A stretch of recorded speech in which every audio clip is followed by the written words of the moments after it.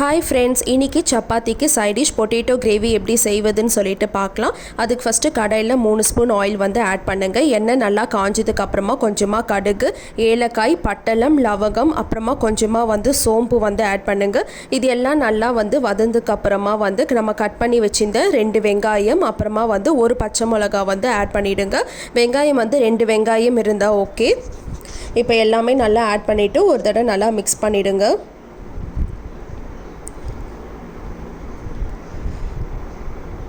இந்த potato gravy வந்து நம்ம சப்பாத்திக்கும் யூஸ் பண்ணலாம், பூரிக்கும் வந்து யூஸ் பண்ணலாம். ரெண்டுத்துக்குமே உங்களுக்கு ரொம்ப நல்லாயிருக்கும். இப்போ வந்து நான் ஒரு தக்காளி வந்து ஆட் பண்ணுறேன். ஆட் பண்ணிவிட்டு ஒரு தடவை நல்லா கலந்து விட்டுக்கோங்க. இப்போ ஆனியன் வந்து நம்மளுக்கு நல்லா கொஞ்சம் ப்ரௌன் கலரில் வரணும். இப்போ இந்த ஸ்டேஜில் வந்து இஞ்சி பூண்டு பேஸ்ட்டு கொஞ்சமாக நான் வந்து ஆட் பண்ணுறேன். நீங்கள் 1 ஸ்பூன் ஆட் பண்ணால் போதும். இதை ஆட் பண்ணிவிட்டு ஒரு தடவை நல்லா வந்து கலந்து விட்டுக்கோங்க.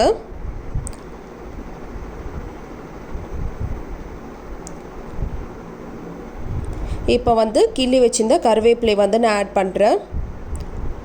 நீங்கள் கொத்தமல்லி கூட ஆட் பண்ணலாம். கொத்தமல்லி லாஸ்ட்டாக வந்து நம்ம ஆட் பண்ணிக்கலாம். கருவேப்பிலை வந்து ஃபஸ்ட்டே ஆட் பண்ணிக்கோங்க, அப்போ டேஸ்ட் இன்னும் நல்லாயிருக்கும். இப்போ எல்லாமே வந்து நல்லா கலந்து விட்டுக்கோங்க. இப்போ தேவையான அளவு நான் உப்பு வந்து நான் ஆட் பண்ணுறேன். நான் 1 ஸ்பூன் உப்பு வந்து ஆட் பண்ணேன். உங்களுக்கு எவ்வளோ உப்பு வேணுமோ அந்தளவுக்கு ஆட் பண்ணிக்கோங்க. இப்போ வந்து உருளைக்கிழங்கு வந்து நான் ஆட் பண்ணுறேன். இது ஃபஸ்ட்டே வந்து நான் குக்கரில் வந்து நல்லா வந்து வேக வச்சுட்டேன். நான் வந்து ஒரு 5 உருளைக்கிழங்கு வந்து எடுத்தேன். இப்போ எல்லாமே வந்து நீங்கள் ஆட் பண்ணிவிடுங்க. ஆட் பண்ணிவிட்டு நல்லா வந்து கலந்து விட்டுக்கோங்க.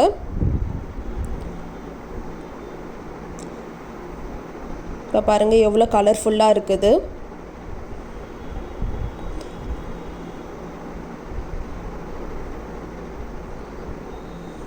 நீங்கள் இப்போ வந்து ஸ்லோ ஃப்ளேம்லேயே வந்து வச்சுக்கலாம்.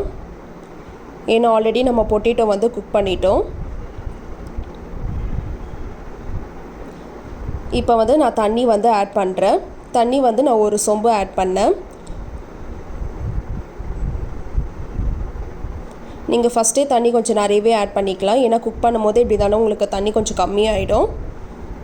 இப்போது வந்து கொஞ்சமாக மஞ்சள் தூள், அப்புறமா வந்து 1 ஸ்பூன் மிளகாய்த்தூள். இது மிளகாய்த்தூள் வந்து நம்ம கம்மியாக போட்டாலே போதும். ஏன்னா நீங்கள் அதிகமாக போட்டிங்கன்னா அப்போ அந்த பொட்டேட்டோ டேஸ்ட் வந்து உங்களுக்கு தெரியாது, காரமாக இருக்கும். இப்போ வந்து இது ஒரு 10 நிமிஷம் நல்லா வந்து வேகணும். இப்போ நான் தட்டு போட்டு மூடிடுறேன். இது நம்மளுக்கு ஒரு 10 நிமிஷம் இருந்தாலே போதும். இப்போ 10 நிமிஷம் ஆகிடுச்சு. இப்போ நான் ஓப்பன் பண்ணி பார்க்குறேன். நம்மளுக்கு சுவையான பொட்டேட்டோ கிரேவி, உருளைக்கிழங்கு கிரேவி நம்மளுக்கு ரெடி ஆகிடுச்சு.